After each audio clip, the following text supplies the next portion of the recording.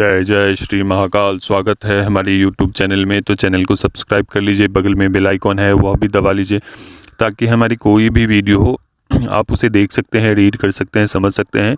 तो चैनल को सब्सक्राइब कर लीजिए। चलिए, आज हम एक ऐसे प्रचंड साधना जो शमशान माँ महाकाली की साधना है, तो उसके विषय में हम बता रहे हैं। उनकी साधना किस प्रकार से करनी चाहिए।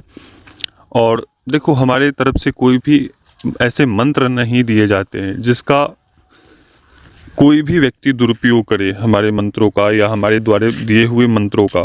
दूसरी बात कि दुरुपयोग के साथ वो किसी भी परेशानी में ना फंसे, इसलिए हम किसी भी प्रकार के मंत्र किसी को भी नहीं देते हैं। यूट्यूब पर ऐसे नहीं देते हैं, ठीक है।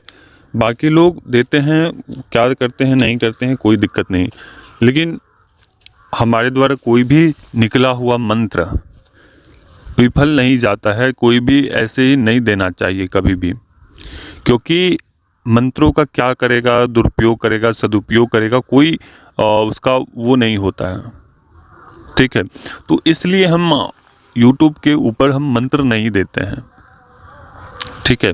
अगर हमारे द्वारा कोई मंत्र निकलते हैं तो बहुत ही एक उसका प्रभाव ही विलक्षण होता है, ठीक है।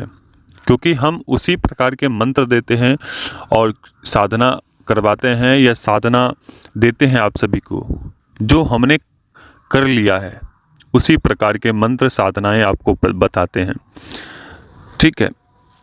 तो यह साधना है माँ शमशान काली का। दूसरा कि कोई भी व्यक्ति अगर नॉर्मल माँ काली को घर में करना चाहेगा तो वो भी बिल्कुल कर सकता है, लेकिन वो नॉर्मल काली, वो शमशान काली नहीं, महाकाली का साधना कर सकता है, जो 21 दिवसीय है। 21 दिनों का अनुष्ठान है, 21 दिनों का साधना है, ठीक है।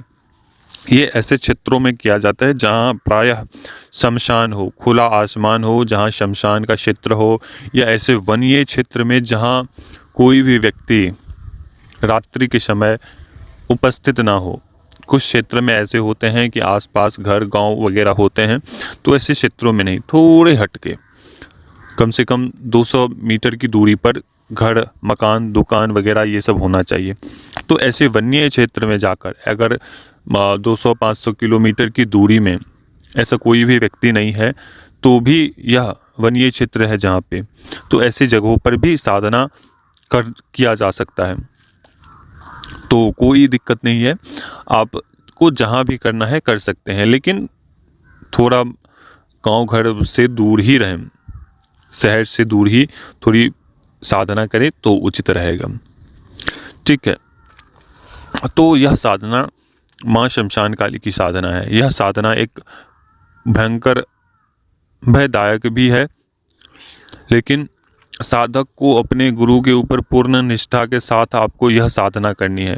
गुरु के ऊपर पूरा भरोसा करके यह साधना करनी है, क्योंकि यह साधना बहुत डरावनी भी है, लेकिन साधक के प्रति, गुरु के प्रति इतना श्रद्धा होना चाहिए, गुरु के प्रति इतनी भक्ति होनी चाहिए, गुरु के प्रति इतनी श्रद्धा होनी चाहिए कि गुरु कुछ भी करवा रहा है तो गुरु किसी भी परिस्थिति में आपको छोड़ रखा है तो वो अपनी संरक्षण में छोड़ रखा है। तो इस प्रकार की भावना से आपको कार्य करने होते हैं, साधना करनी होती है, ठीक है।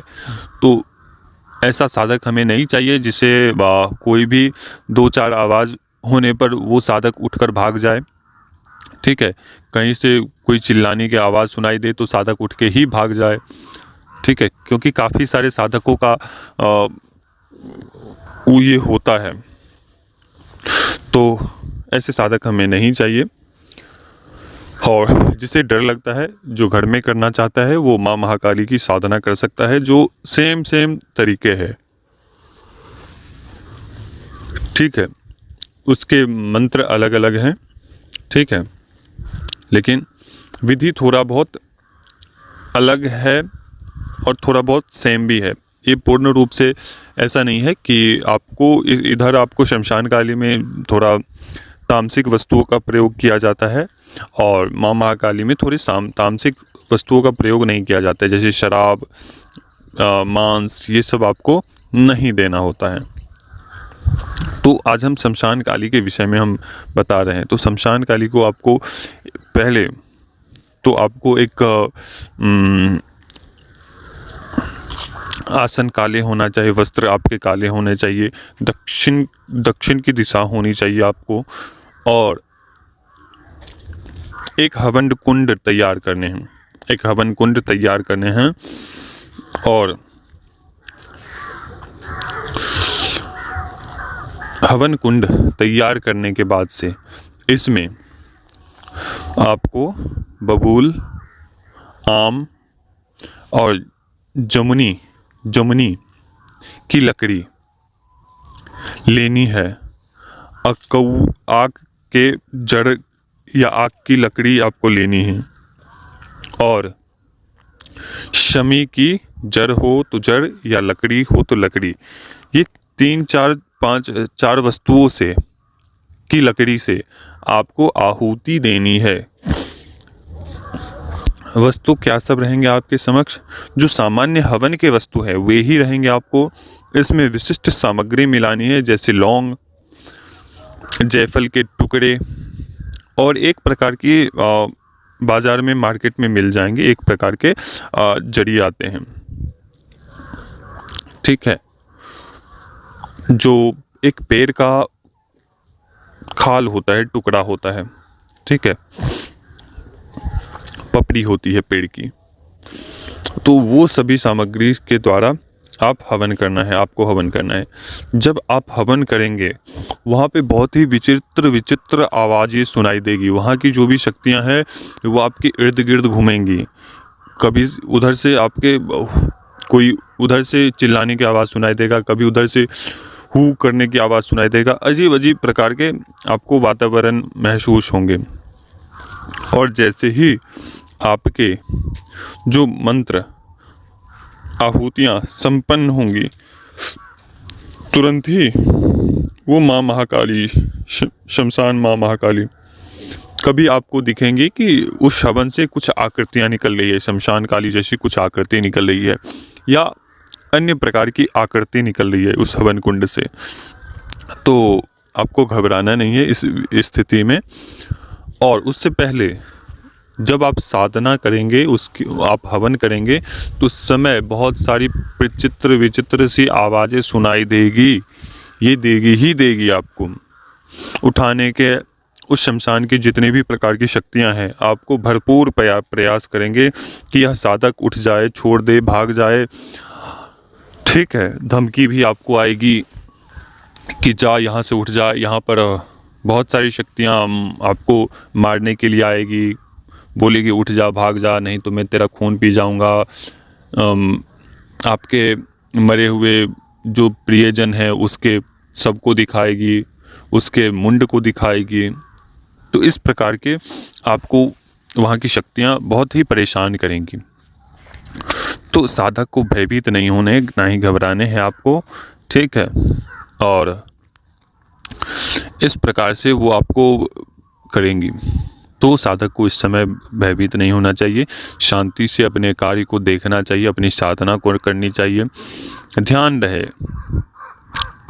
ये ऐसे भी शक्तियां हैं कि वो घर से भी फ़ोन करवा सकती हैं, ठीक है। तो आपको विस्मय परिस्थिति में वो डाल सकती है शक्तियाँ, जो शमशान की शक्तियाँ होती हैं। क्योंकि अगर वहाँ पे माँ महाकाली आ जाएगी तो जो नकारात्मक शक्तियों का वहाँ पे प्रभाव है वो छिन्न भिन्न करती हुई आएगी माँ महाकाली, ठीक है।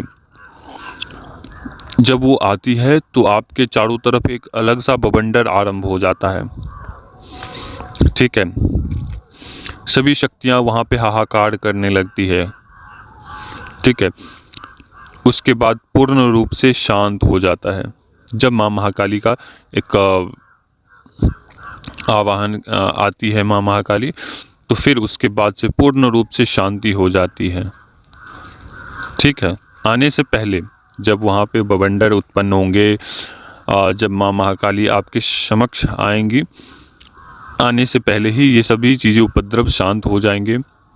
ठीक है, उसके बाद एक अलग सा शक्तियों का एक समूह, कोई ढोल बजा रहा है, कोई नृत्य कर रहा है, कोई कुछ कर रहा है, इस प्रकार से आपको महसूस होंगे, सब कुछ आपको दिखेंगे सामने। लेकिन साधक को केवल अपने मंत्र पर ध्यान देना है, इस सब चीज़ों पर ध्यान नहीं देना है। जब वो ढोल मृदंग वाला आके और आपके सामने से गुजरेगा वो, फिर माँ महाकाली वहाँ पे आपके सामने खड़ी हो जाएगी और इच्छित वर मांगने के लिए बोलेगी। तो उस समय साधक को चाहिए कि साधक अपने मनोदशा को स्थिर करते हुए माँ शमशान काली से की प्रार्थना करना है और उनसे बातें करनी है, और उनसे जो वर की इच्छा है, जो भी वचन लेने हैं, वर लेने हैं, वो आप मांग लीजिए वहाँ पे। ठीक है, और माँ महाकाली उस समय से आप उनके पुत्र हो गए, वो आपकी माता हो गई। ठीक है, तो ये थी साधना माँ शमशान काली की। चलिए, अभी तक के लिए अनुमति दीजिए। जय श्री महाकाल, जय महाकाली, जय भैरव।